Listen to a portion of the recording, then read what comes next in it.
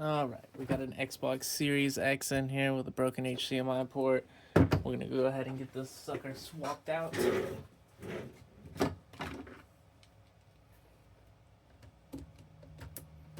don't know what I did with my other tweezers. Sorry. These are my beater tweezers.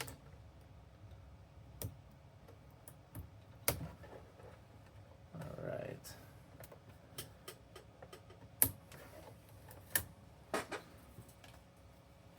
So, we're just gonna get this back panel popped off here. 2 screws. Easy, easy, easy. This one's fairly clean too, so hopefully I won't have to deal with any unhinged creatures. Kind of dusty up in here, but we'll fix that once we get it taken apart. This one's always harder to get out. Look at that. I had to almost max it out just to get that screw out. Because they put Loctite on it. I don't know if you can see it on there. Yeah. And it definitely works.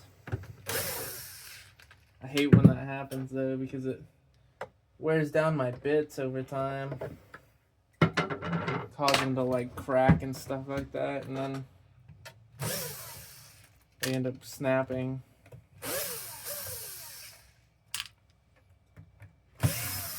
Well, that kind of stuff only happens on the Xbox. However, if the screws ever get stuck, what I tend to do is I have like a little Dremel tool. I just take that and I just grind down a flat area across the screw, and then I just unscrew it with a giant flathead screwdriver. And then either I replace the screw if it's necessary, but if it's not necessary, I don't even replace it. Because most of the time they put so many screws in these that it's like overkill, so. Alright, well so far, this assembly is going quite well, considering how that one screw had a difficult time coming out. Everything else seems to be coming out perfectly fine. Especially this ribbon cable here. This one right here, this little tab always breaks off. Sometimes this tab breaks off here too. It's really annoying because then it makes it a little more challenging to oh, sorry I knocked you there. You okay? And then it makes it a little challenging to take those ribbons out. So I'm gonna go ahead and vacuum this up real quick. Alright, so got that vacuumed up a little bit. So now the vent underneath is clear of debris. And so is the top here.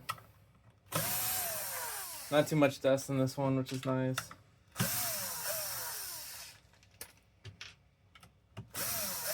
I'll probably lower the setting now, because if I don't, it's gonna keep doing that. But the screws get stuck on the bit.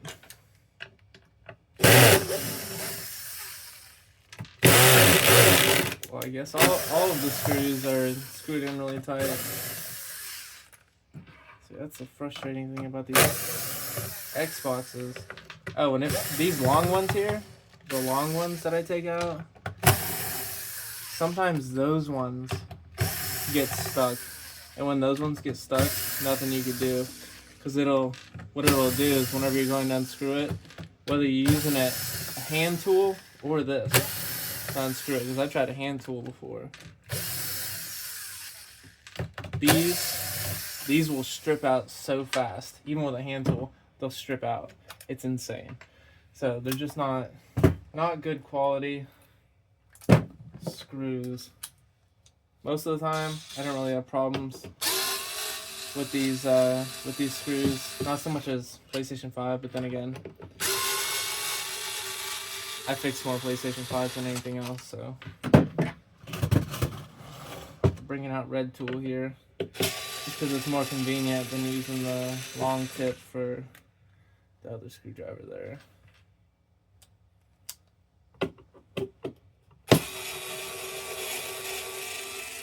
Yeah, when these ones strip out, it's a nightmare. Especially like in the corner of the power supply here. It gets very challenging to get those out because it's such a tight space. But it's no match for us. We get it done right.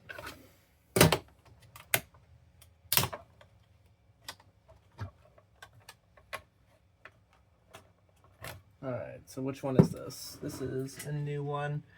So it's not gonna have that crappy heat shield under there that we have to take off, which reduces our time by a small amount.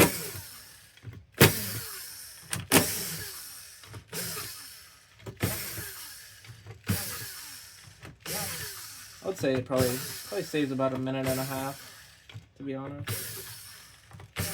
A minute and a half of time of disassembling this.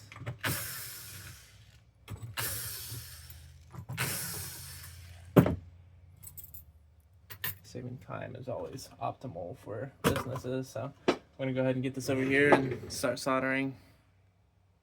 Alright, so we got some solder on that port there. We're just gonna start applying heat to the bottom here. And once the flux falls down, then the solder will start to turn into a liquid, and then we can remove the port. I'm gonna go ahead and just skip that on this because these Xboxes take forever because of the thickness of this board here. Alright, so the port is getting kind of loose here. Hopefully we're able to take it off. I don't think I'm normally able to show that for you guys because normally I just skip the whole thing. We'll see if we can scratch off this epoxy here. Nice. It came off nice and easy, so now we're just gonna let that cool down and clean the surface up.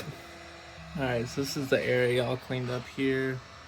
You can hear that my hot air gun is still going. That's because I try not to let these ones cool down all the way. I let it cool down a little bit in order to clean it up and put new solder on the pads.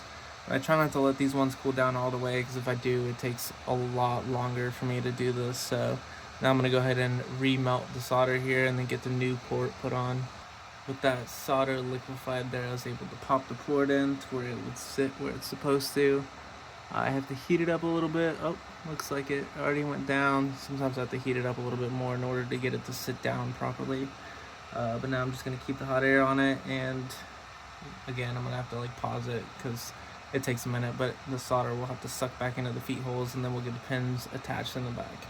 Alright, and with the new port put on, all those pins are connected in the back. You can see that the solder is pulled up into the feet hole here on the side as well.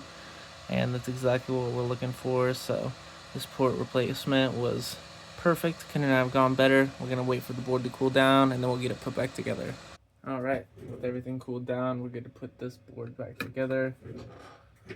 Or system back together, board back in. Everything looked good. The repair looked good. But you never know with these ones. You can go plug everything back up and then go plug it in and it just doesn't work anymore. Most of that is due to dust and debris being in this connector here. Or those ribbon connectors that are on the side. And then you just have to disassemble the console. Blow all those out. And then should work again. So like this connector here, if there's anything in there at all, which it doesn't look like there is anything because like I said, this console was pretty clean, but if there's anything in here at all, you would know. And if you plug that connector back in, it just, the console wouldn't turn on. It would do like the power button would like light up and then turn right back off, almost like, you know, like a short. Oh, that wire is not going where it's supposed to be. There we go.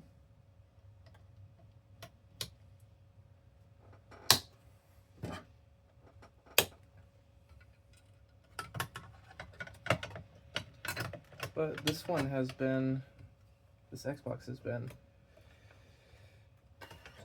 fairly easy compared to most of these that I work on, so kind of thankful for that. Normally these ones can be a real pain time-wise and taking the port off and all that stuff. And then of course like the cleanliness of all the connectors, which also slows stuff down because getting stuff out of those connectors is a pain. Alright, we're gonna do this without torquing them, so I'm gonna let it spin in my hand. Perfect.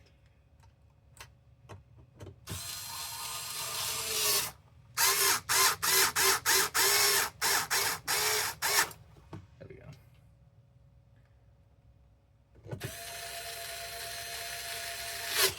I'm just letting it spin in my hand like that, so that it's kind of like a one of these settings, right? It's just like a fixed setting where I only grip it so hard.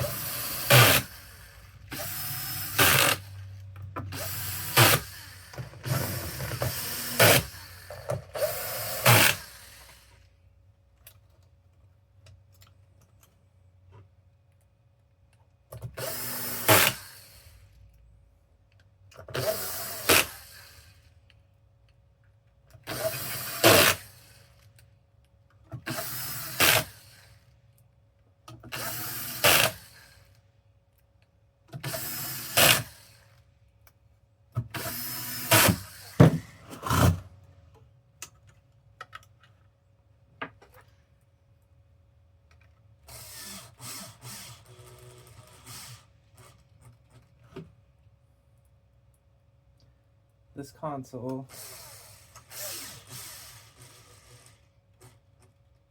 comes from Kansas, but it wasn't shipped here. The guy is from Kansas. And he's hoping he could get it fixed because he's leaving tomorrow. So he came to the fastest repair that he could find. The fastest and the most reliable, I should say. If you don't think it's reliable, go ahead and rewind this video a little bit and watch my solder job, because these are the best things, or the best port repairs that you will see. And it's because I dedicated my time 100% to time efficiency in the secondary, on top of quality, which comes first. Quality, then time. And that's why a lot of people ask me, do you work on this power issue? Do you work on it? Nope. No, I do not. Because this is what I stick to.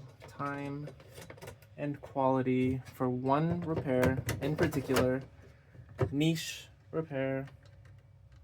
Besides the little off controller repairs that I do here and there. And sometimes I don't even accept those. But